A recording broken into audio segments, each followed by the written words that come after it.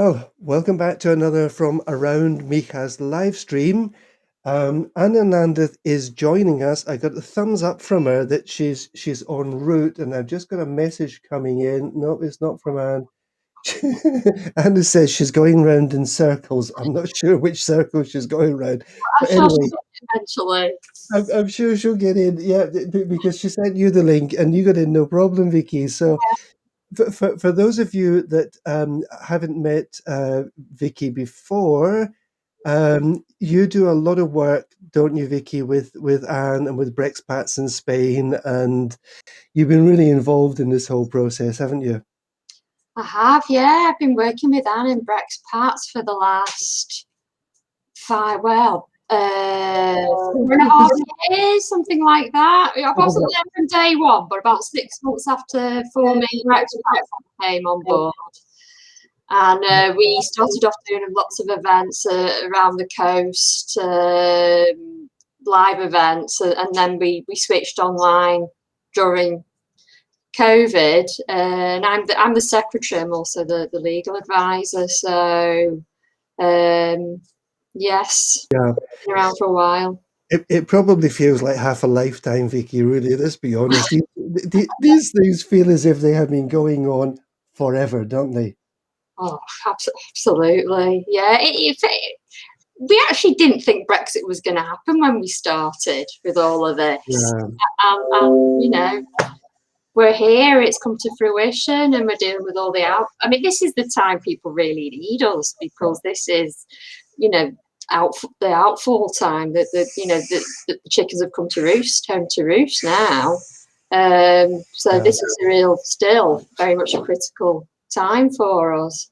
Do you think it was very much the case that it just didn't feel real until it happened?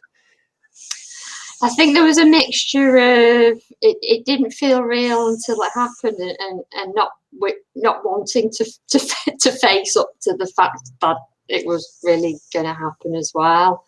Yeah. Because obviously we're not partisan, but the vast majority of us, don't like the idea of Brexit and how we can see how it's affecting people.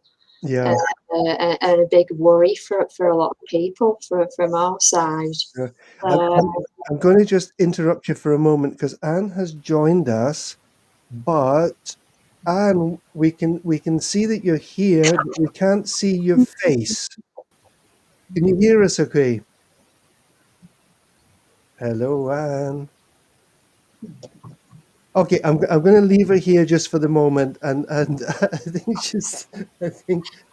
the problem is with technology that you're using different programs for different parts of your work, and sometimes what works in one program suddenly stops working in another program, and it's a bit crazy. But you are here. I can't see you, but you are connected. Oh, she's gone again. Okay, Vicky. I'm sure she'll try and re-enter. Yeah. We'll get there. We'll get there eventually. Yeah. What I know we've got a couple of topics that I spoke to Anna earlier on the week about, but I wonder if I could just run over some kind of general stuff because I guess well I guess I don't know, but when all this was happening and you're running up to preparing for Brexit and everything, and yeah, there were a lot of questions because I think nobody had a clue. I think even those of us that were I was more marginally involved in the whole process than you were. You were very much in there.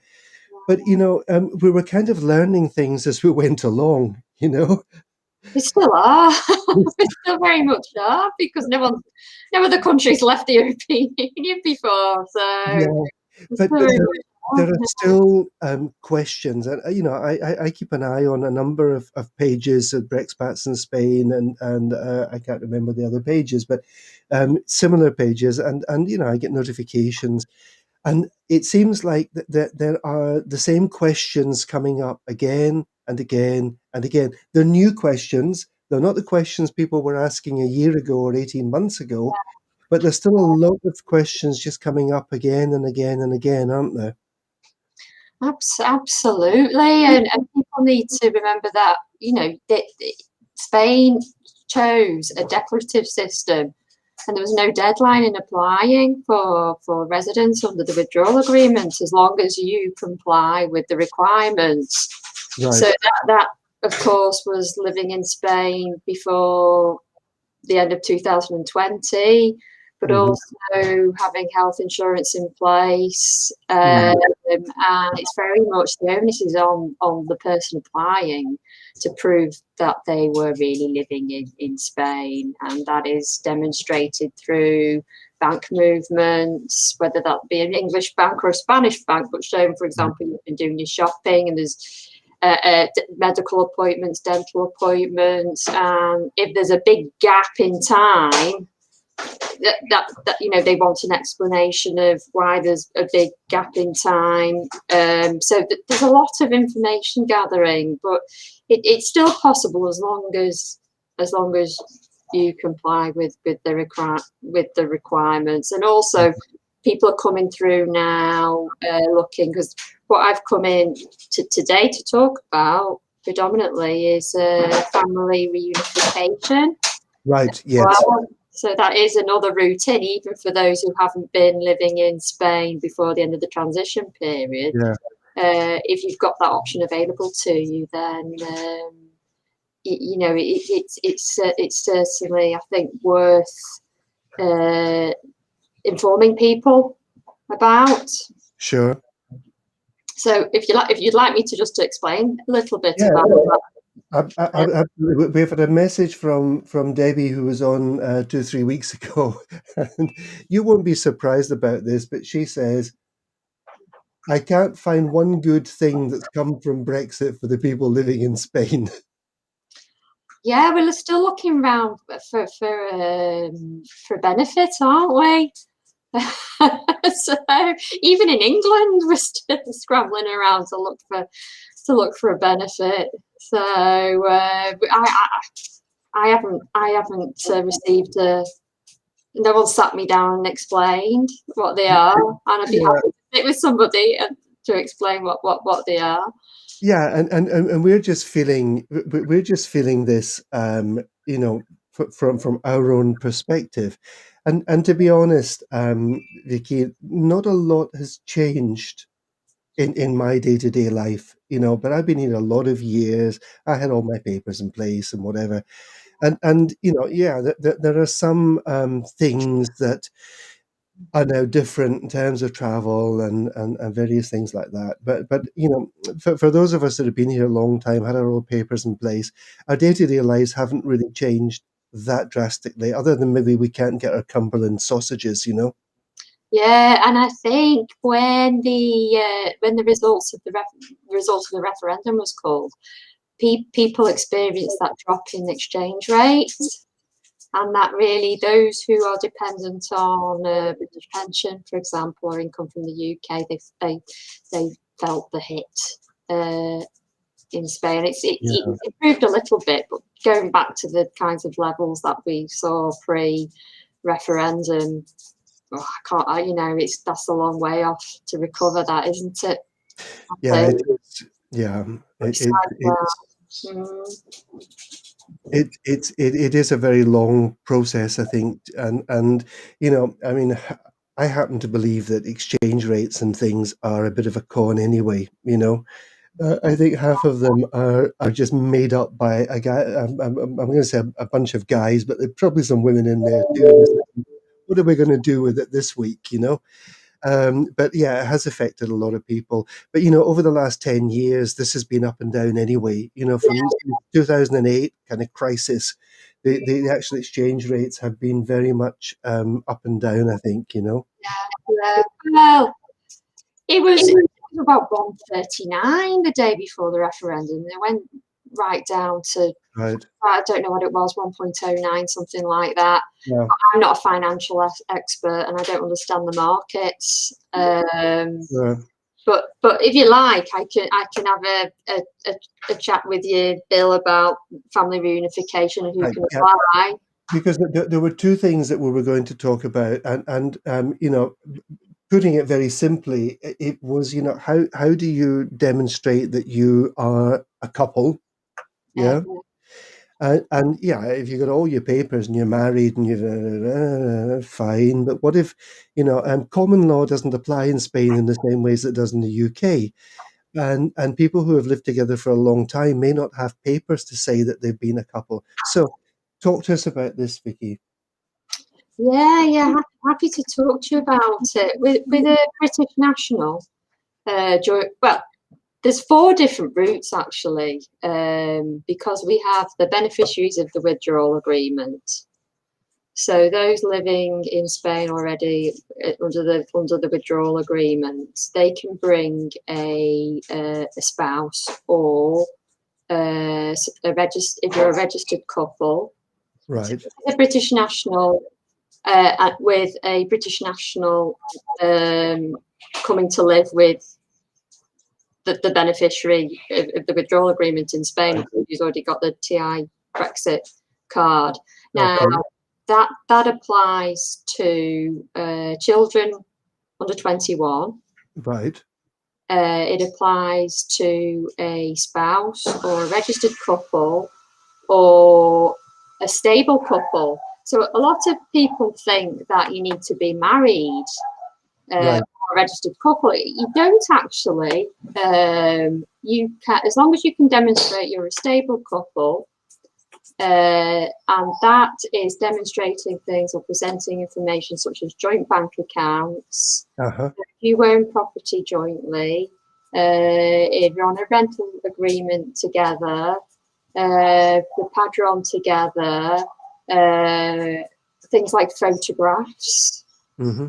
showing Right. your things like trips together, you've booked on flights, you've booked hotel accommodation. Right. So the more you can present as evidence of you being a stable couple, then the better. But people think you need to rush and get married or become a registered couple, and it's not necessary, to be honest. Right. If you can demonstrate you're a stable couple, then you can apply. And how far out does this go, Vicky? And Sam Bailey has just sent a message. She said, "I'd love my father to be able to come and live with us." How far does these family connections extend in terms of people, if you like, piggybacking on somebody who already has the TI in residencia? Yeah, unfortunately, it is limited with regards to ascendants. So your parents, basically, or a parent, it is limited. It is one of the categories for a dependent family member, but you have to show that they are financially dependent on you. Right. Okay. It's very difficult to demonstrate that. So you would have to show that they cannot survive without you financially supporting them.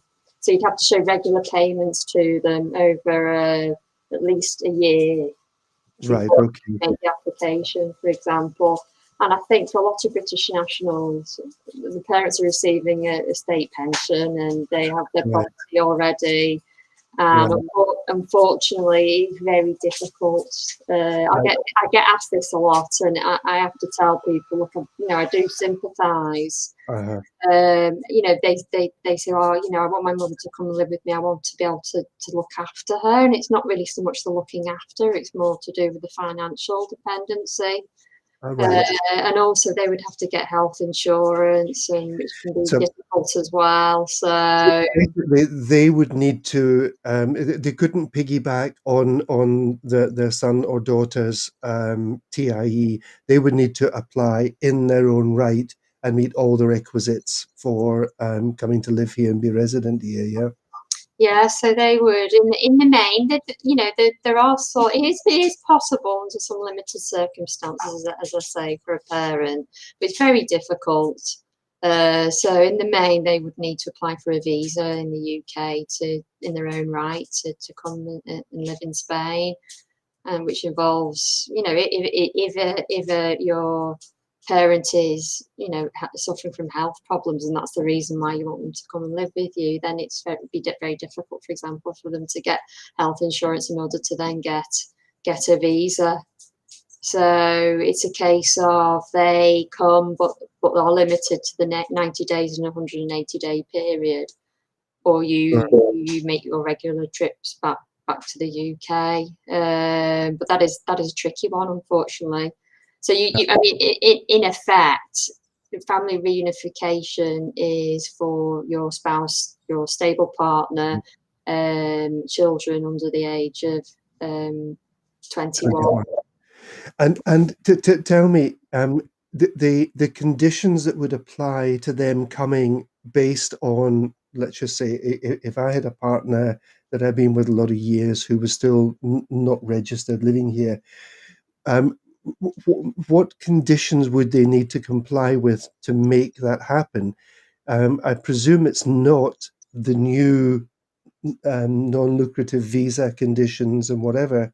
You know, what would I need to be able to demonstrate in order to get my partner to come and live with me, or to be resident here? So basically, if you're a beneficiary of the withdrawal agreement, you've got your TIE, your Brexit TIE card, then your spouse or your stable partner they don't have to show that they were here before the end of the transition period. Okay. They can fly over, but they would need a stamp in the passport. Yeah. And you would go on the padron together. You would need to then going back, get all that all that evidence, the documentation together to show the joint bank accounts, the property ownership, anything you can, photos, trips. You can't ask your friend to write write a note saying, "Oh, they're my friends and they've been a couple." They won't accept that, unfortunately. And little things like on the post box, you know, putting both names on the post box and things like that, because also there's, as you can imagine, Bill, there's a lot of fraud surrounding this area. Let's be honest, Vicky, you know, it's not that easy for people to bring in their partners into the UK. Oh no, absolutely not. Until March 2022, isn't it, for British nationals with it? Yeah, I mean, my son lives in Tokyo. His wife is Japanese. They have a son.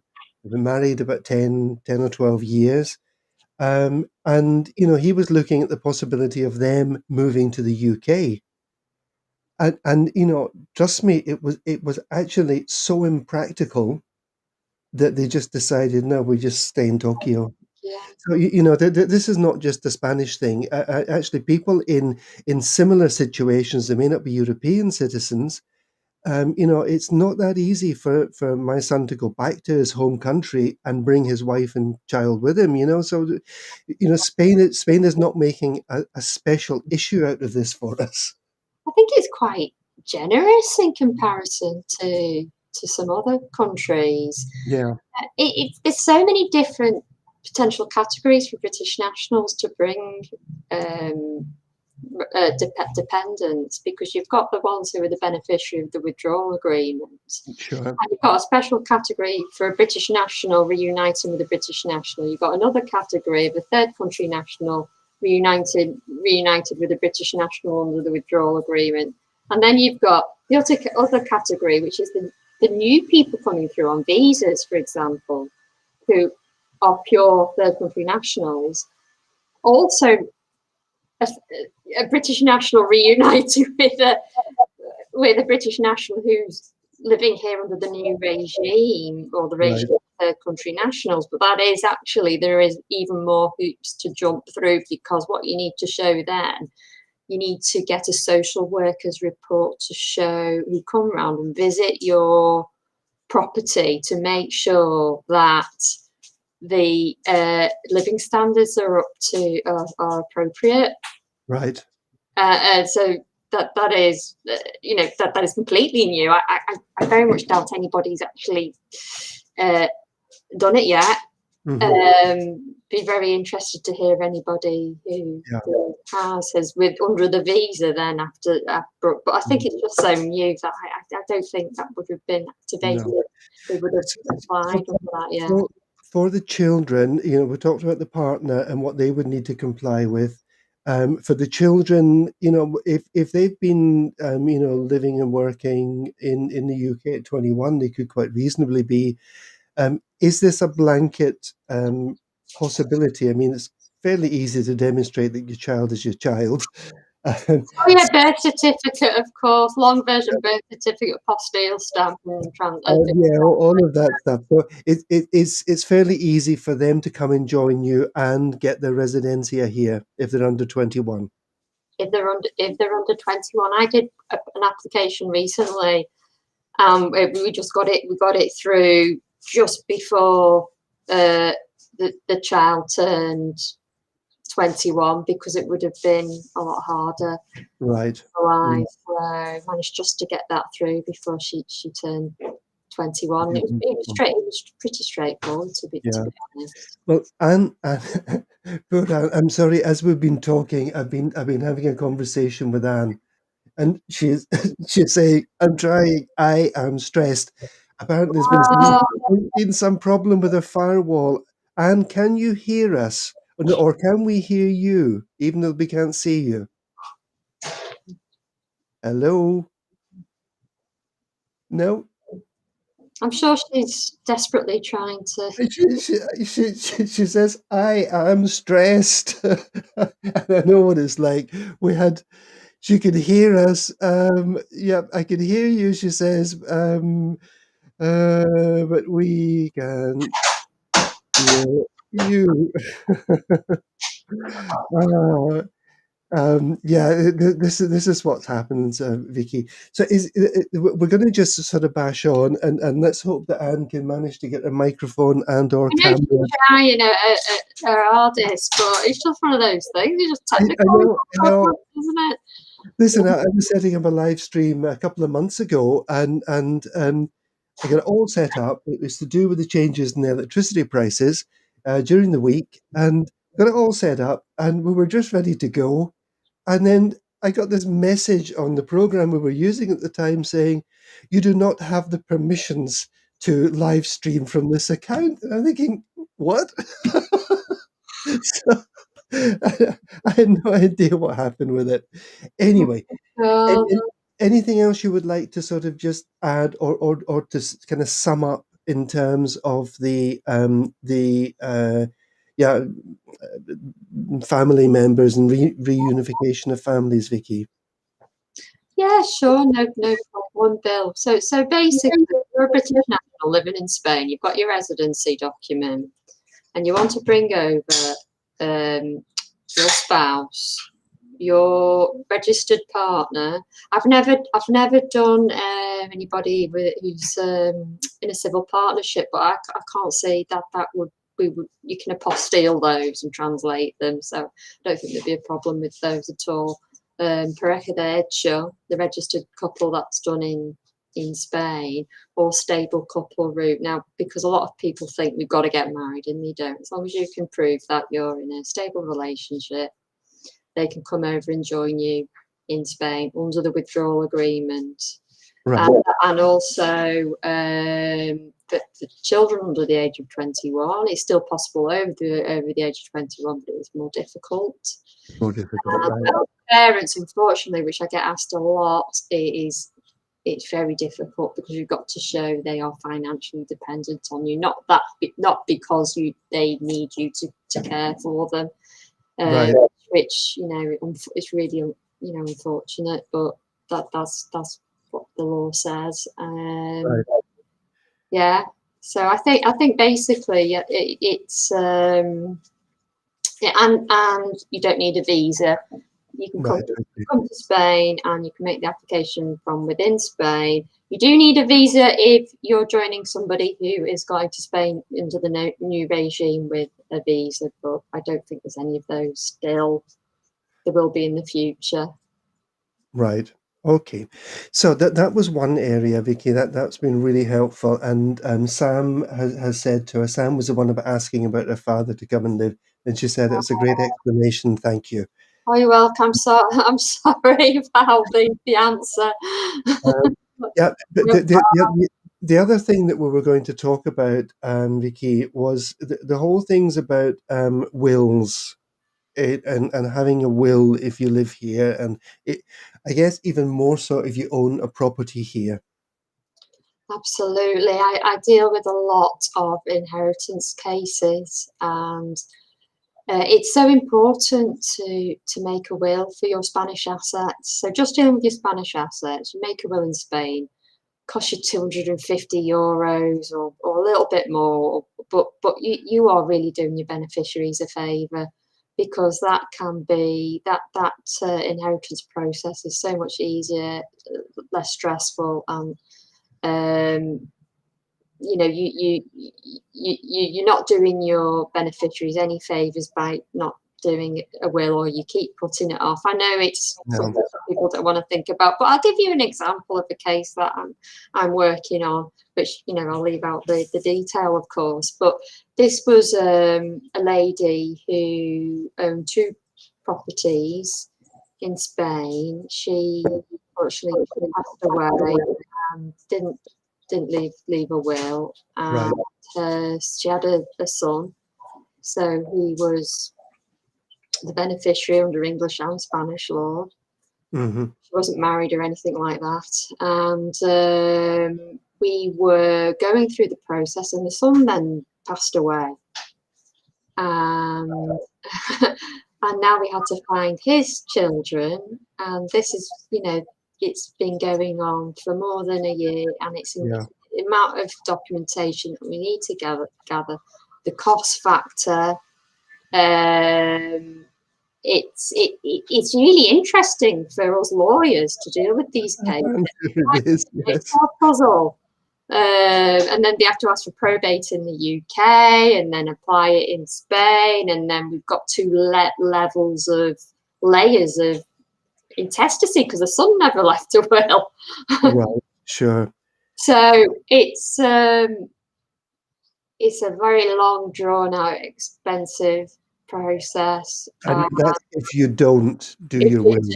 If you don't. So we always say to people, make a will in Spain if you've got any assets, if you've got property, that is, you know, it just makes life so much easier then for your and if you've got a Picasso hanging up on the wall and things like that, you know. Absolutely. Absolutely. But then this links in again with practically every inheritance that I've worked on, with it, that there hasn't been a will, so it's been a long, protracted process. Squatters have ended up going in. Sure. Because, you know, nothing anyone can do until it's been registered in the beneficiary's name, and it's just the squatters love those properties, because there's nothing that can be done, and by that time they're well established in the property. By the time you can prove it belongs to the beneficiary, and then you're another protracted process of getting squatters out. So it's ended up in a real nightmare, and it's good for us as lawyers, of course, and it's interesting, but it's not good for the beneficiaries at the end of the day, for the want of, you know, obviously the should-haves and would-haves and could-haves don't count. And that's why you drive a Porsche, isn't it, Vicky? I wish. I wish. Yeah. So another question from Debbie, and I kind of know it from my own experience, but I think it's useful to say this. Should we put in our will the country of her birth? Now, I don't know if this is just writing in where you were born, or if this is to do with writing a will based on your nationality. So, you know, we could do a Spanish will, or we could do a will from Scotland or England. Can you separate that out a little bit for us? Yeah, we always advise people to make wills, separate wills where they hold assets. So the Spanish will just deals with your Spanish assets. It will describe you. It'll say how many times you've been married, what, you know, the children from that marriage, where you were born, what marital regime you were married under, and you can choose the clause to go into your will to say I want the law of my nationality to apply, because if you don't, then it will be wherever you are habitually living.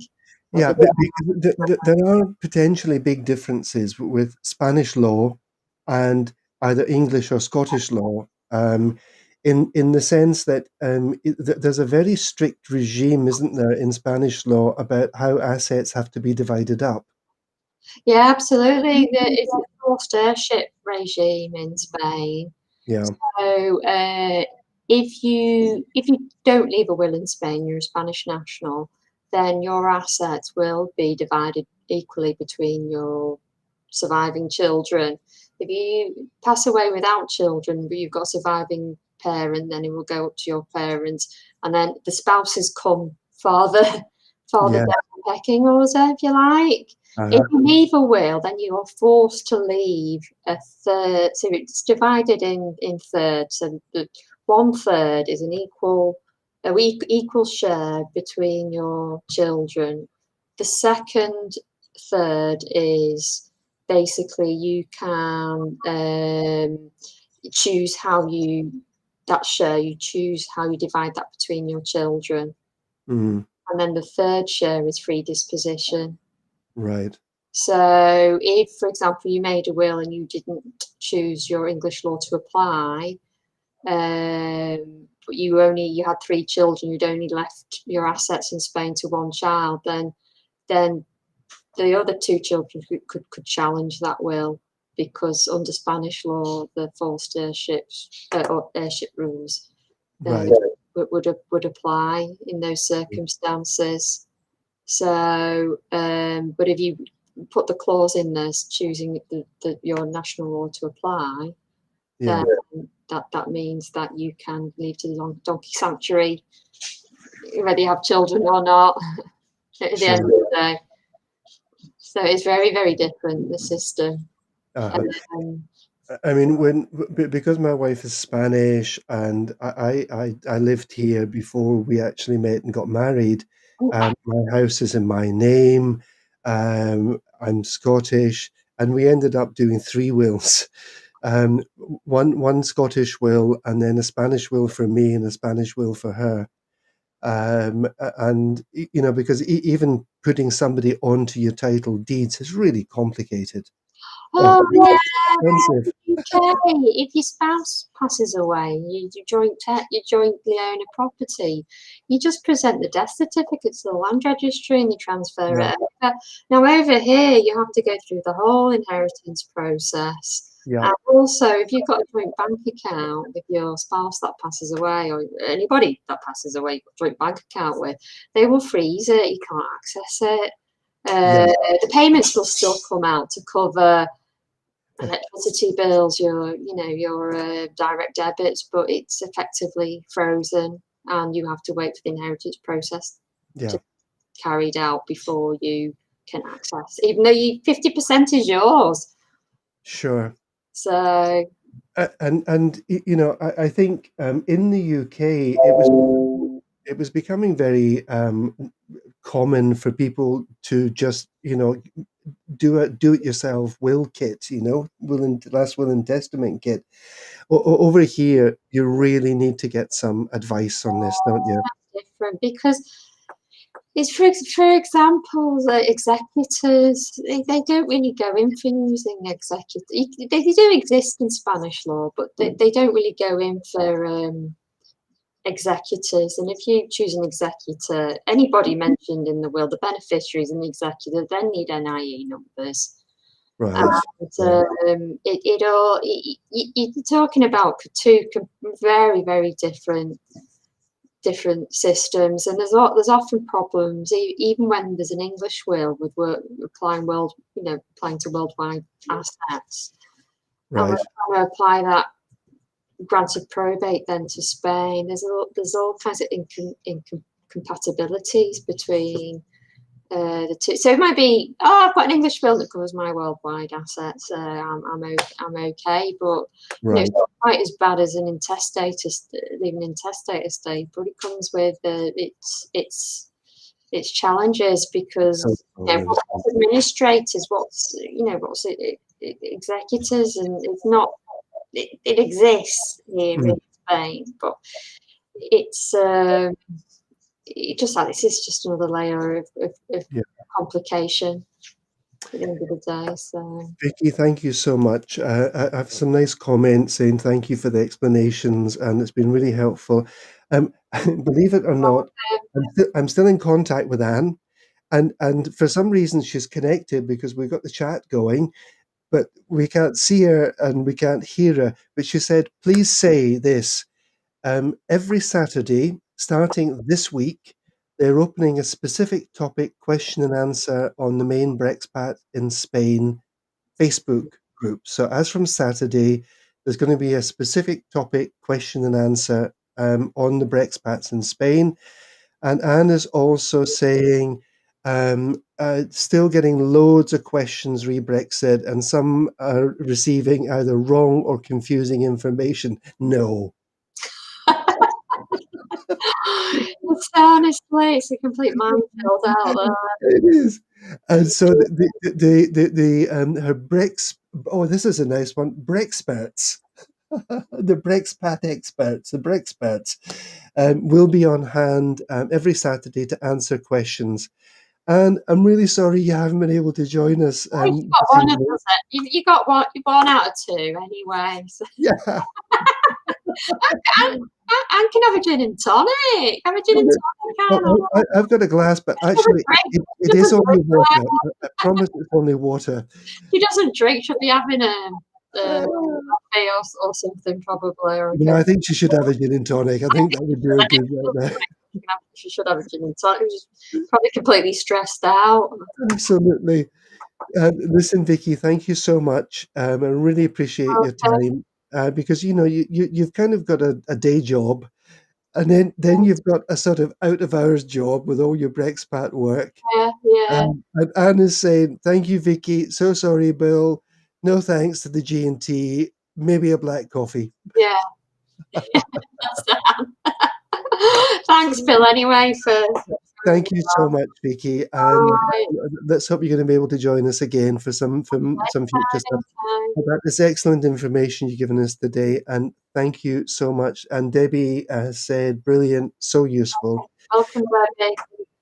Okay, thank you everyone for joining us this evening. Thanks to Vicky. Anne, have your black coffee, Anne. I think you deserve it. Put some sugar in it as well, And we shall see you next week. And next week it will be Alan Boardman with the Simply Surviving that will be joining us. I have to check my calendar because I made a cock up one. Did I say cock up? Sorry, I made a mistake one day and said it was the wrong person that was coming on the next week. So it will be Alan next week. Thank you, everyone. It's Thursday night. It's almost a weekend. Have a great one. Yeah. Please join us again next Thursday at 7 o'clock. Remember, Brexpat's question and answer on the Facebook page as from this Saturday. Take care, everyone. Have a lovely weekend when it comes. Thank you, Vicky.